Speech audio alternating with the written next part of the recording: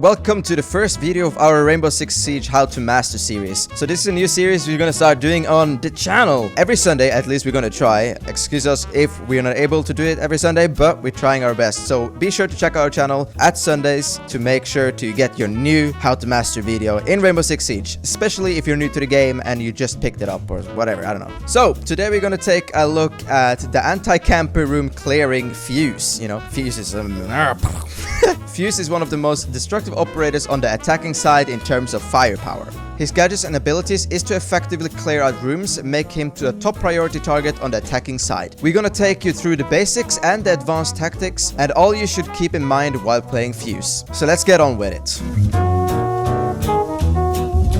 So let's start out with the loadout. For primary weapon, we got an AK-12 assault rifle.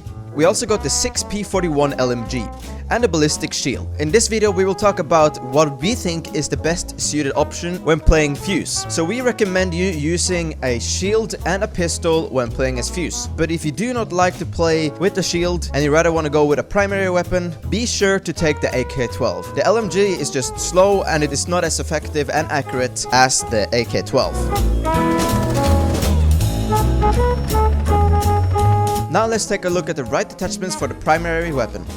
Choosing the scope for your primary is still up to you. ACOG is the best for the slow approach over the enemy. And if you want to go brutal on them, go with the red dot sight. AK-12 is best played with the red dot sight.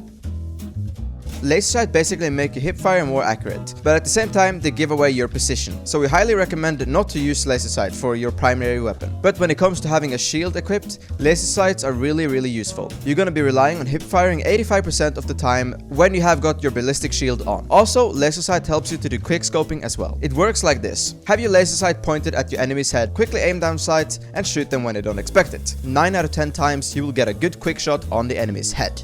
The best barrel for 90% of the guns in the game, which give you the most accurate shots when it comes to burst firing, is of course the muzzle brake. Suppressors are also a good choice for the AK-12. When it comes to the PMM, muzzle brakes give the maximum accuracy. Never equip suppressor on a PMM pistol. That's because you don't want to cut down the overpowered damage on it. Grips are really important for the primary weapons. There's no reason why you shouldn't equip a grip. We got two types of grips, the vertical and the angled grip. For the LMG, we just use the vertical grip, so always have it equipped. When it comes to the AK-12, choose the grip according to your playstyle. If you use the ACOG sight and taking your enemies slow, go for the vertical grip. And if you want to go brutal on them, clearing rooms by room, go with the angled grip. And here's the test comparison when I have no attachments equipped on the weapon and when we have added attachments to the weapon.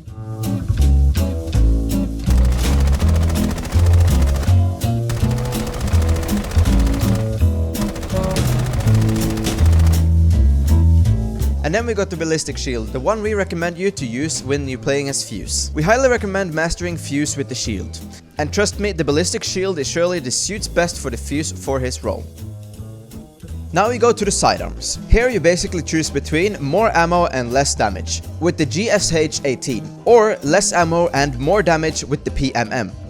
There's no need for any confusion here though, because the best sidearm pistol in the whole Rainbow Six Siege is the PMM. It got a great accuracy and high damage and comparatively short magazine, but still it does the job. PMM is the best sidearm for all the Spetsnaz operators. I will highly recommend you taking the headgear called Prepper or Juggernaut. Those are the ones that looks most unique and are most, attractive. Choosing between breaching charge and flashbang is easy. If you got good teammates playing with you, which you always need when you're playing shield to assist you and stop flankers, always go for the flashbang. And at the same time, your teammates should have the breaching charge, or shotgun for that matter. Moving around is pretty important, but with slow speed. You should rely on shortcuts, so breaching your way through is important. So if you're going alone, then be sure to get the breaching charge with you. One really good tactic with the breaching charge is of course confusing the enemy. Placing a breaching charge of the opposite side of where you're planning to push through and setting it off before you approach. If you got a shield, they see that the shield is pushing through. They will be more likely to give more attention to the breach expecting a non-shield enemy, which you will be taking advantage of. Opening up trapdoors and looking up from there will help you analyze where the enemies are and also where they are camping. So you can plan where to use the fuse charge if it's a destructible floor. We recommend to place the fuse charge on the floor and open up the trapdoor as shown in the video. Now the enemy trying to shoot you down from below will most likely push to the other side, where you can get some easy fuse kills.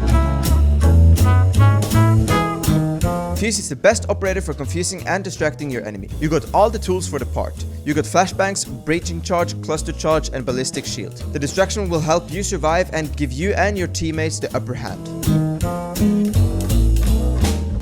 I would say Fuze is best played with shield, and with shield there are so many tactics you can do. One of my favorites is of course quick scoping. This nasty trick will make you so overpowered and make your enemies rage so hard. Also, as I said, pushing the front line and good teamwork can be put about with a shield equipped. Cluster charge, surely the gadget in the game which has the highest number of hostage kills. But at the same time, if it's your lucky day, one cluster charge is more than enough to clear out one entire team. In your loadout you have 3 cluster charges with 5 mini grenades in them, after the last mid-season reinforcements, which made Fuze more deadly than he already was. The cluster charge can be affected by mute signal disrupt, so pay attention as to where to plant it. You'll get a message that your cluster charge is jammed when placed on a wall, jammed by mute's jammer. If it's on a door barricade, 9 out of 10 times, you can easily shoot the jammer on the other side safely and let your cluster charge in. Jagger's active defense system can intercept up to 2 grenades per cluster charge. Fuze carries a total of 3 cluster charges with each holding 5 grenades. Say hello to my little friend! So at the worst, Fuze can still get at least 3 cluster grenades through. Cluster charges can make a lot of distraction and also make enemies switch their positions, making them vulnerable. Also, another thing the cluster charge is good for is clearing the enemy gadgets. It can take down almost all enemy gadgets. Fusing before entering a room clears out of frost and Capcan's traps, jammers, batteries, barbed wires, and deployable sheets. If you're lucky enough, you will even get mirrors canisters or some Valkyrie camps. Fuze can place his cluster charge on destructible walls, destructible floors, barricades, and Castle's armor panel. Let's start with Castle's armor panel. Castle's armor panel, aka place your cluster charge here, are a really good spot for fusing, as you cannot be damaged when deploying the charge unless they are smart enough to use some C4 or a Castle trick like this. First thing you can get wrecked by Castle is if you use an impact grenade and get you by surprise when you go for the cluster charge kill. Castle here Fuze rappelling near, so you get a quick shot on you, so better watch out for that. Also, Castle can do a quick armor panel breaking. If he can prepare a trap by hitting the barricade 11 times and wait for you, when Castle hear you near, he will hit the barricade and he will kill you immediately long before you manage to pull the Fuze charge. Wow, that was perfect. That's really perfect. It's almost like in a casual match I got wrecked. Also keep in mind that once you use a cluster charge on the Castle's barricade, it will leave behind a small hole, which you can either look into or shoot through. Blackbeard can do his job through this hole and get some dirty kills. These holes are also left on any surface you place your charge. Next we have the walls. It's so rare to find a non-reinforced wall closer to the objective, as the first thing defenders do is to seal off the walls with reinforcements. But if they are stupid enough to leave some behind, well, that is where you strike. Fuze is a slow operator and makes a lot of noise, especially when holding the shield. So when approaching a wall or barricade to Fuze, please be as stealthy as possible. Pro players will be playing with sensitive surrounding headsets, which will give them an advantage and shoot you down through walls or barricade, where you often rage quit and calling them hackers. Fuck you, bitch! Also, some walls are tall and leave a gap on top, even if it's reinforced. So this is a nasty spot to Fuze, and they won't be able to do much to stop you. Now the best place to Fuze is of course the floor. Placing the cluster charge on the destructible floor to clear the room below is unstoppable and least expected. The enemies will barely dodge and survive them, and they won't have enough time to react. But make sure to clear the floor you're on, and make sure that there are no roamers around before you place your cluster charge. You can also fuse from trapdoors. You should have good map knowledge, so you will know where to place the fuse charge to get the enemies, or which room is underneath the floor.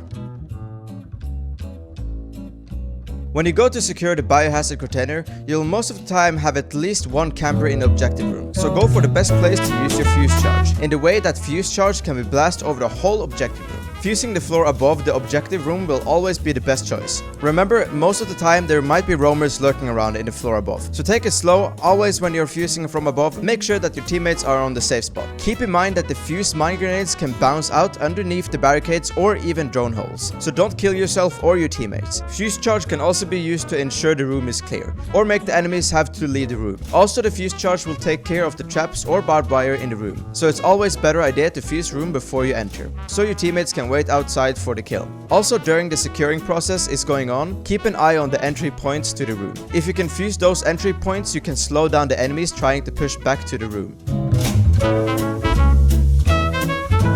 Just like what we said for the secure area, fuse the room clear before you enter the room. A really good tactic for a bomb defusal mission, place a cluster charge near the diffuser before you plant it. Once you plant it, you can wait outside and detonate the charge when you know the players are around. You can even leave drones there, and you can exit the room to a safe place and set it off when your enemies are near it, through the drone. Also, fusing the entry points can buy you time as well.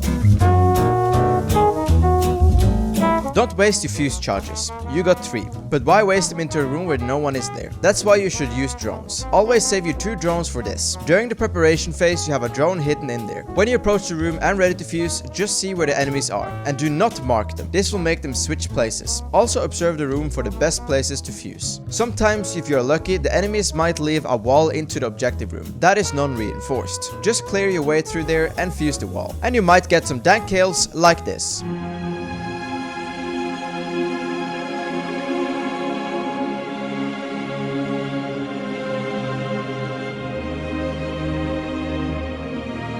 One really good tactic with your fuse trap is the fuse charge trap. It's a bit tricky, and you also need some well-timed moves in order to get it done. If you are playing against good players, you won't be getting much kills if you fuse the objective room. So what you need to do is have your fuse in a well-placed position into the room you are about to advance. You can place it on the barricade or from the roof, as you see it fit. Now push into the room and grab some attention. Once they see you, some of them will push into the room trying to kill you and block you from getting into the objective room. Unaware of the fuse charge is already set behind them. When you get your enemies near the fuse charge you have placed, detonate the fuse charge. This surprise fuse will get them killed. Or they will try to run towards you, where your teammates can take them down quick.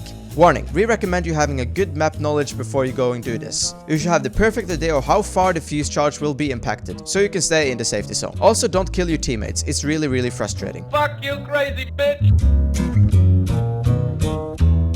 The most important thing a Fuse player should have is patience. Fuse is slow and Fuse is vulnerable to roamers. Always keep calm and cautious. When you're planning to place Fuse charge, make sure there are no enemies near you. Camps can also be a pain in the ass, as if they spot you rappelling near the window, they will just wait for you to come near and place the Fuse charge, and they shoot you through the barricade and kill you. As we said before, Fuse make a lot of noise, and the gadget deploying also takes time. You won't be able to escape an assault when you're placing the Fuse charge. Patience is also essential for the cluster charge trap trick that we explained just before. Just wait for the perfect opportunity to strike, especially when you're playing with the shield, and time you each step.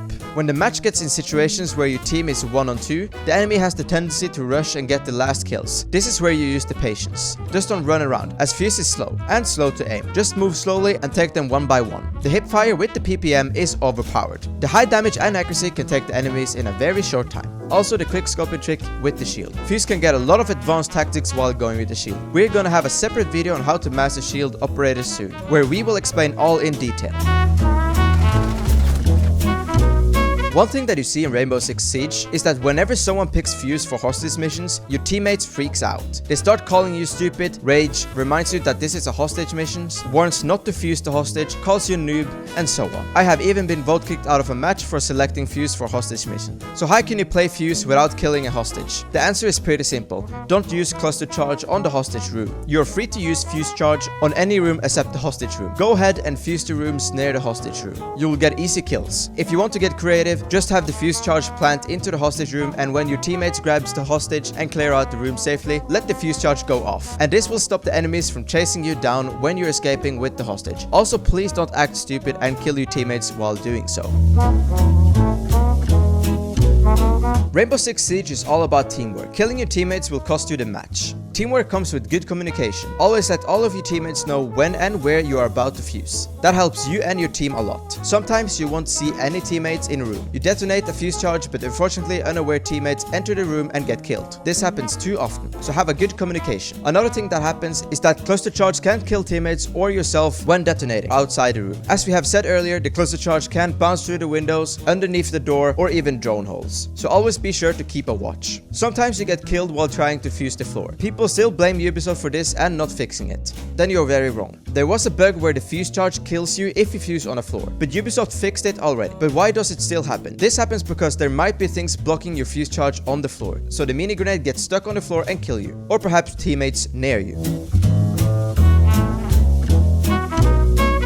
thank you guys so much for watching. If you enjoyed the video, let us know in the comment section below. I know this was something a little bit special, and we're gonna do more of this in the future. And next Sunday, we're gonna probably get another video like this on another operator that we do how to master on. So be sure to hit that like button, you know? That'd be awesome. So I see you in my next video. Have a great day, and bye.